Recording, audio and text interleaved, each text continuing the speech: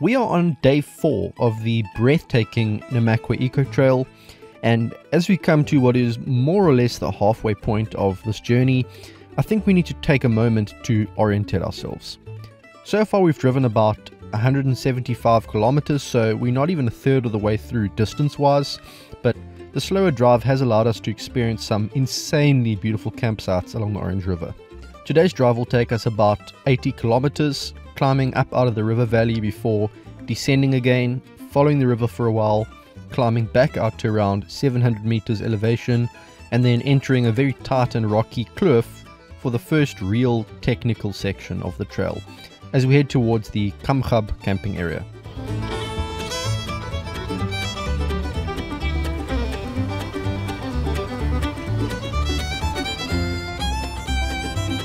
It has just gone past 6 o'clock at Ramansdrift, which is this beautiful spot here on the Orange River. Sun has just risen and we are making some coffee, so we're getting to appreciate some amazing views as the sunlight begins to light up these mountains behind us. It's awesome to see. Today's drive is going to be, we're guessing, about 7 or 8 hours, much longer than yesterday's drive, and I think it's going to be a little bit more technical. So we do have quite a while where we'll need to be driving today, and we can't hang around here too long, but we don't want to rush it either. We're probably going to wait till the sun hits this spot here, go for another swim, and then we'll slowly start packing up and heading out. But once again, a beautiful day, so while the weather's good, we're going to make the most of it, and hopefully it stays this way for our next campsite, which is Kamgab. Distance 80 kilometers basically, ascent 951, descent 956, really cool. So yeah, a bit more up and down than the other day. That's cool. And there's the elevation profile. Oh, it's gonna be nice. So it's gonna be fun. 80 Ks. That looks decent. Let's do it. Sweet.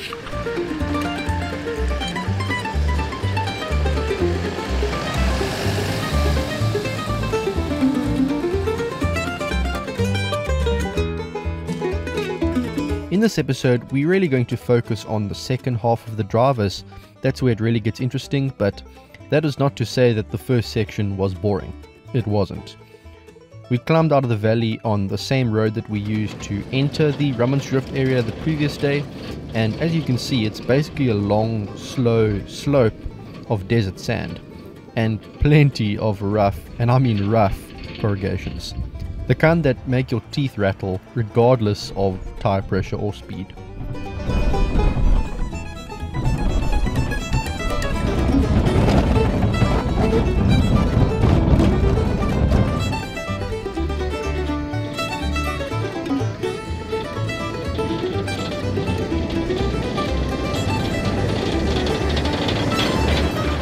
As we near the turning point where we begin to head back down towards the river valley, Toyota logos start to guide our way as we join what could resemble some sort of main road and begin to see some civilization for the first time in days. This is the little town of Goodhouse. So we've just passed the metropolis of Goodhouse, which is a tiny little town, but the only real town we've seen in this area. We've seen a lot of sort of nomadic shepherds and goatherds, but we haven't really seen any communities. That was the first community we've seen in a long time. Apparently Goodhouse is the hottest place in South Africa. I don't know if it's true or not. I don't know how you even measure that or quantify that, but apparently it's the hottest place in the country. So that's an interesting fact for you, and we're just going to keep going, I think, to see where the road takes us.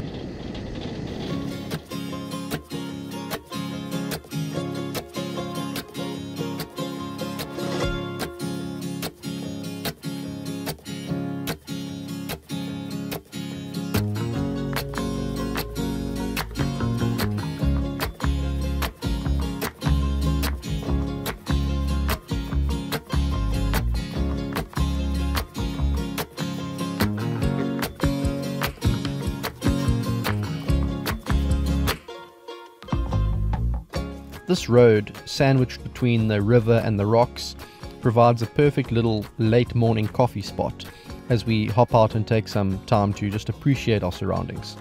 And as it turns out, we're not the only creatures enjoying the great weather today.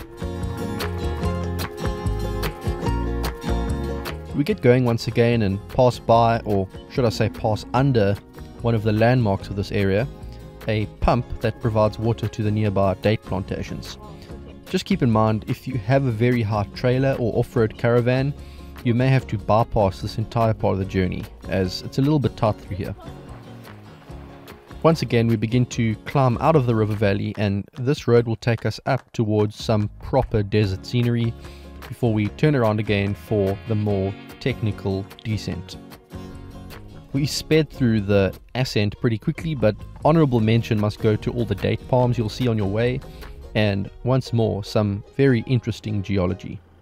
At the apex of the turn at around 700 meters altitude, huge expanses of desert sand, and as the temperature begins to rocket past 40 degrees Celsius, Nicole insists on listening to a very appropriate, although slightly annoying song on repeat.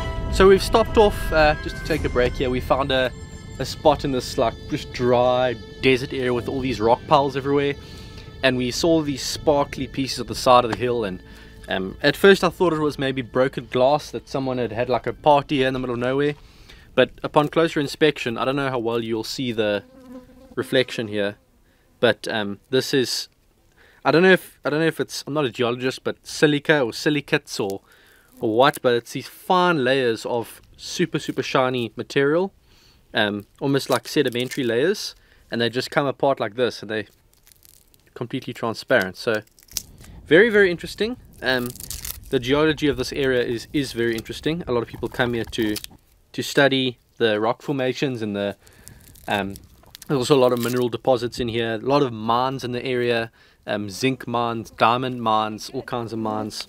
So it's just nice to see some of the stuff up close, and obviously because there's no like vegetation here, everything's exposed and you can easily pick up stuff like this.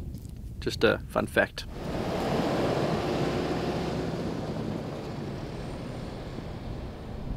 So we're beginning to descend now down into the or down towards the Orange River Valley.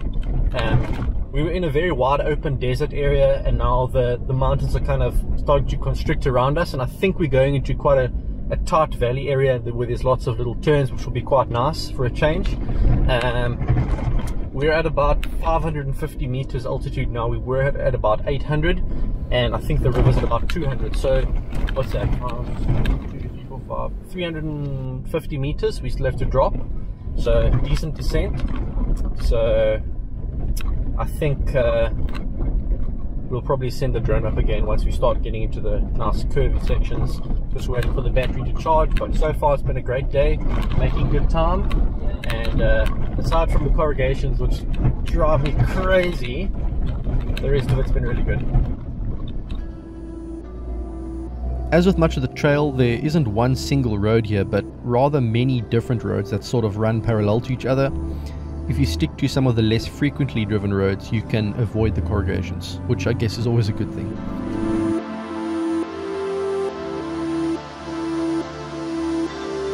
The valley continues to close in around us, and eventually we have some rocks right alongside us. This has to be one of my favorite sections of the entire route.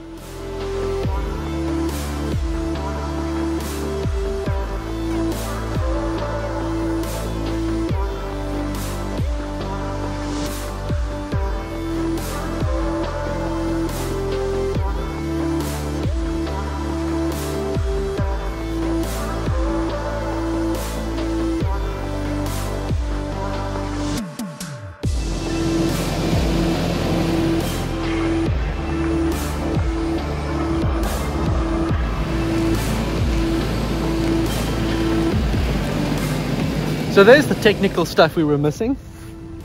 Obviously when the water comes down here, because of the gradient, because of the rock bed, it doesn't build up a layer of sand like some of the other valleys we've driven in have. So you get these kind of, I don't know if this is granite or what kind of rock this is, but it's very hard and the water doesn't erode it easily, so you get these steps. So we've just had to come down one or two of them. Not too bad.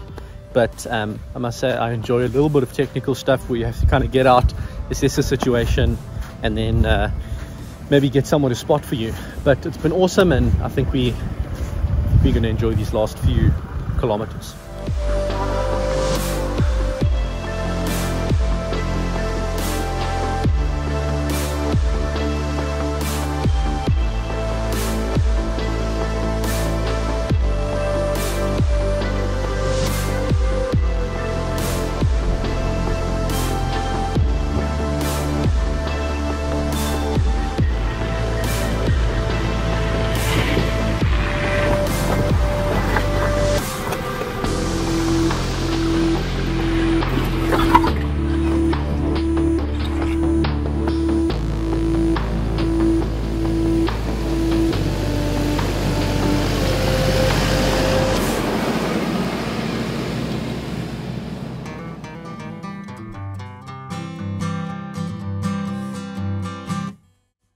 This section took much longer than we anticipated, mostly because of all the filming and fiddling with cameras, but moral of the story is to be prepared to take things slow and just enjoy the journey. This is one of the main reasons we decided to do this trail over 7 days when we could have quite easily done it in 4 or 5.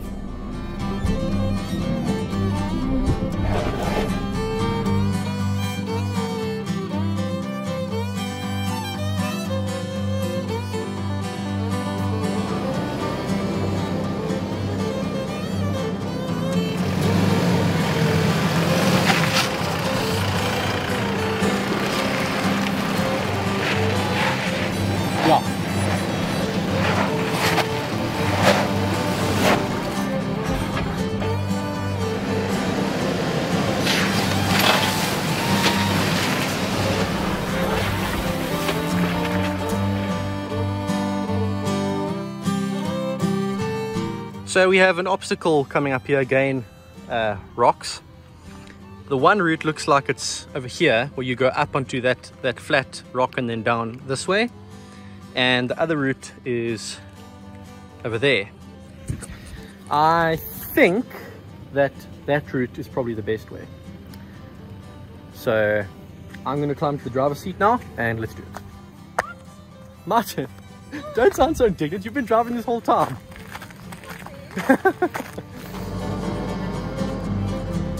I have a little confession to make, and that is that this little tow hitch bump that you're about to see was completely avoidable. I actually just came down the backside a bit too fast. This is where it would have been useful to have an automatic, just a little more control and no need for a clutch. So I think I bumped my tow hitch there, but I'm not too bummed about that.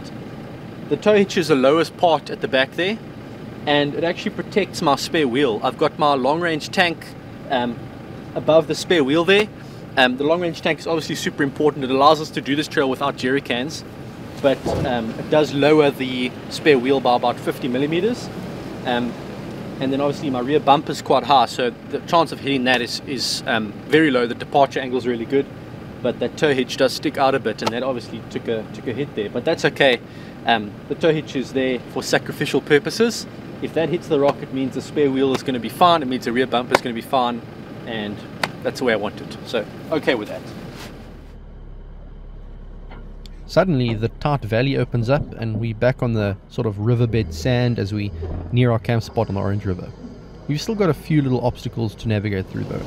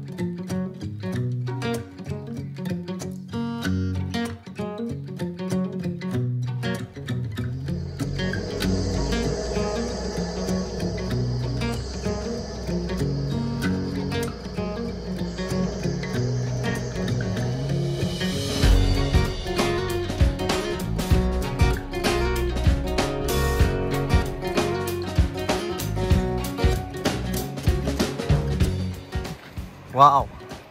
Question is, how do you get down? There's like a makeshift sandy stairs happening here. Your head is okay. You know how beautiful this is? It's amazing. Okay, so take a look at this.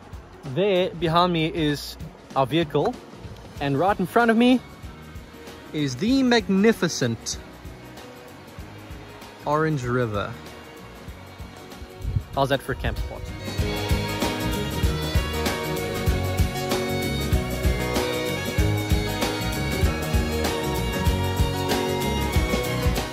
This is our second day of camping on the river, and with the heat now well above 40 degrees Celsius, we are starting to dread the fact that we won't have the comfort of the nice cool water for the last couple days.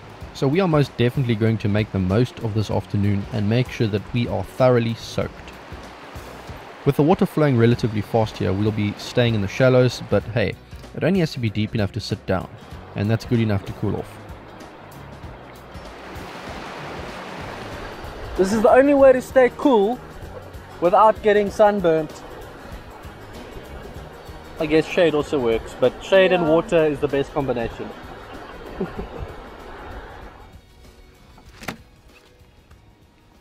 Lunchtime, and we are so grateful to have shade. Man, the sand was so hot you could probably cook food on it, and my iPhone decided that it too wasn't really enjoying the conditions. To make things worse, my fridge gave up and stopped working, but we'll leave that story for another time. Let's try focus on the positives. If you are considering building an overlanding setup like this and you live in a hot climate or a place where you get a decent amount of rain, the very first thing you should get is an awning. This one is great because it just gives us so much freedom in the heat to walk around in the shade. We can access the fridge, the back, we can have a whole workspace here for cooking. If we take one step onto the sand literally burns your feet straight away. It's too hot out there and you'll burn really badly, but under here it's relatively cool, and we've just got a lot of space here to work with. So awning is an awesome idea, and this one in particular, that the kind of battering awnings that swing out, it's so quick to open them up that it opens the door to just going on a quick drive, opening it up and having a cup of coffee on the side of the road. It's a quick operation and it doesn't take a lot of time. Highly recommend looking at that. While eating my delicious chicken wrap, I couldn't help but feel that I was being watched. Got to be very careful around the grey menace when it comes to food.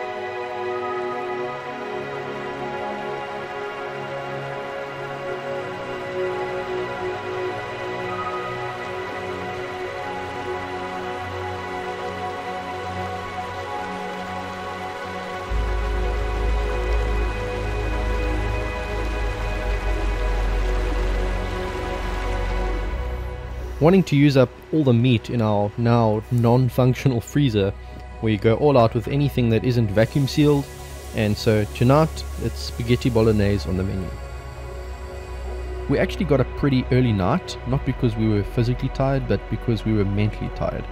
But coffee does help to an extent, and a quick cup before calling it a night is never a bad thing.